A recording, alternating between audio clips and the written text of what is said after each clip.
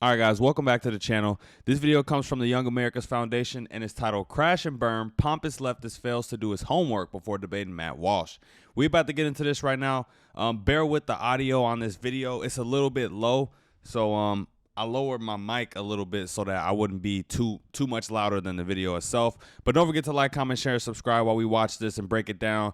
Now let's get into it. Why in your movies and your discussions do you selectively ignore and misrepresent the recent burgeoning medical and behavioral literature that demonstrates that gender-affirming care and similar medical interventions demonstrate consistent improvements to mental health, suicidality, and general well-being? Which study are those?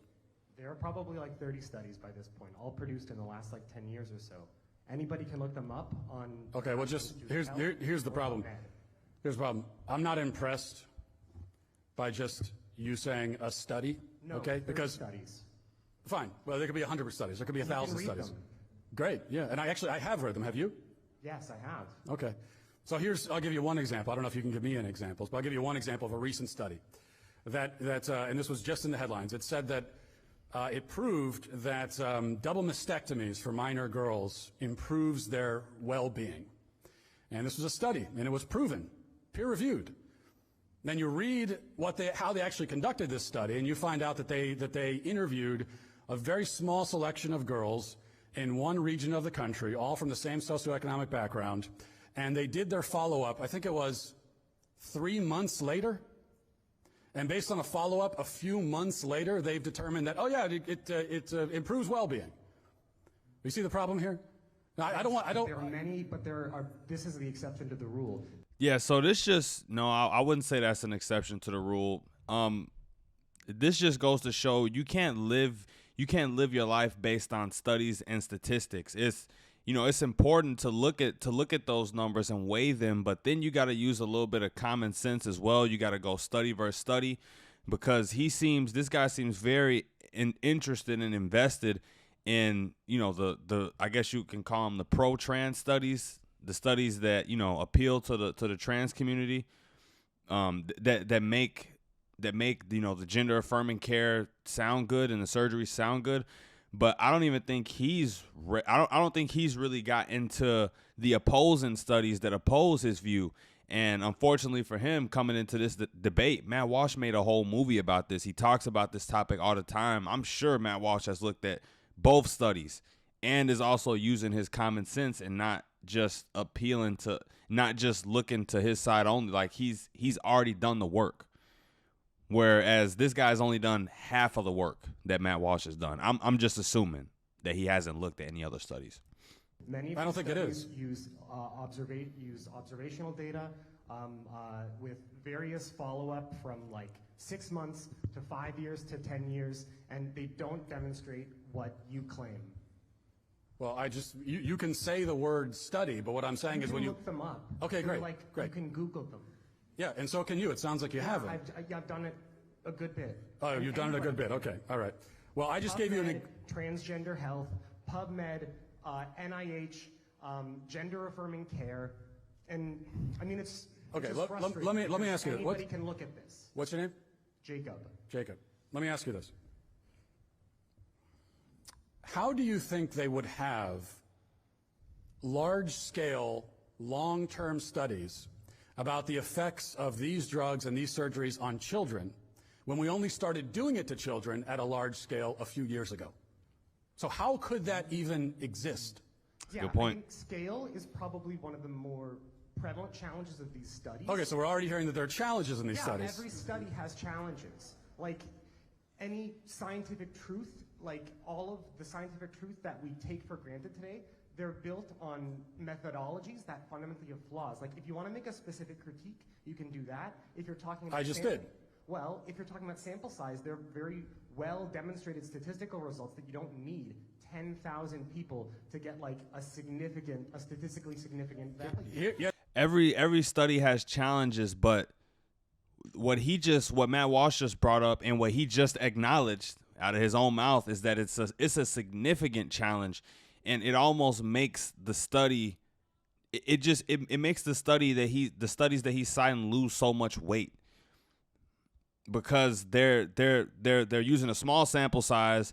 They've only gotten info back from the people 3 months after, so it's not even enough time.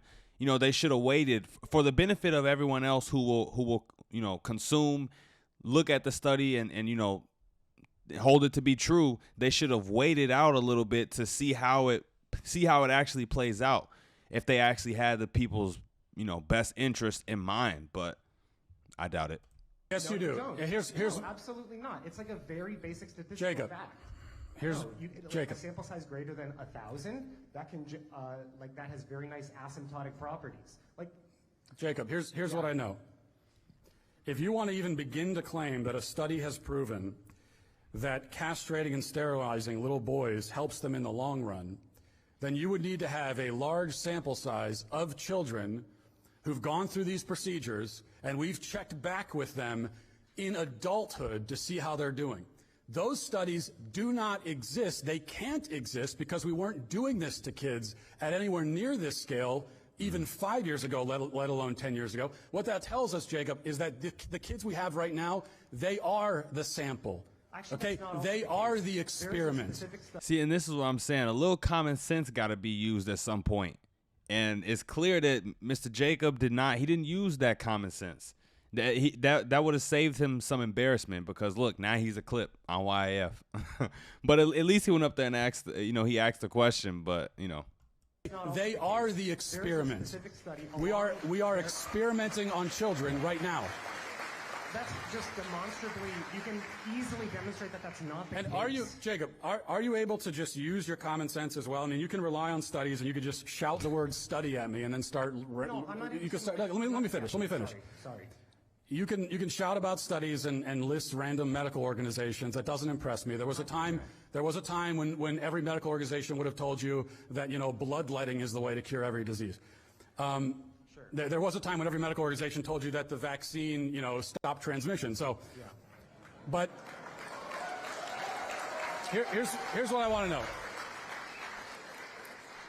Are we able to just use common sense as well? And based on common sense, determine that it is certainly not a good idea to sterilize and castrate children and remove body parts from children before they are possibly old enough to consent to those procedures.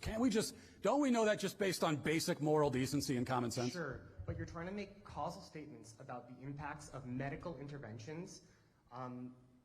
You need to demonstrate that with science, and I'm not mentioning, and I'm not like making an ethos argument. Oh, like look at this organization. I'm saying that there are like very rigorous ways to substantiate your claims, and the people that are spending lots of time are doing that, and they come to conclusions that are very different from the ones that you say. I'm not making an appeal to ethos. Anybody can look up these studies and just see how they're done. Right, and these are also studies being done by the people who it just so happens are profiting from the procedures that they say work, which is really interesting. But do you think your professors are getting paid by like some? Yeah, this dude, he's not really listening. Do you think the professors are getting paid? They're not getting paid. They're being used. That's what's happening. They're being used. They're being used by the ideology. Yeah, a lot of them are. You think there's somebody like paying your used by the professors for? I think you should. How do you think it works, Jacob? Because that's very unrealistic. Do you think they're not being paid? No. They ain't doing this for free, I'll tell you that. No. They're definitely being paid.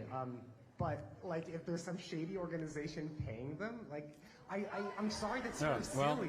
Like, talk with your professors. That's like sort of silly. The professors might just be people just like him. Like I said, they fell for it, hook, line, and sinker. Okay. Let me just ask. How do you know anything? There's always some conspiracy. I think you can know things without asking for permission sometimes from professors to say that you know them. No, I'm just saying. And one of those things that you can know is that it's never okay to castrate a child. I mean, I don't need. Jacob, you. Thank you, Matt. Okay. All right. Good conversation. And out goes Jacob. Well, just like the video title stated, he did not do his homework, or at least he didn't do enough of it before he went to go debate Matt Walsh. Let me know what you thought about that in the comments below. Don't forget to like, comment, share, and subscribe on your way out the door. Till next time, you guys, I'm out. Peace.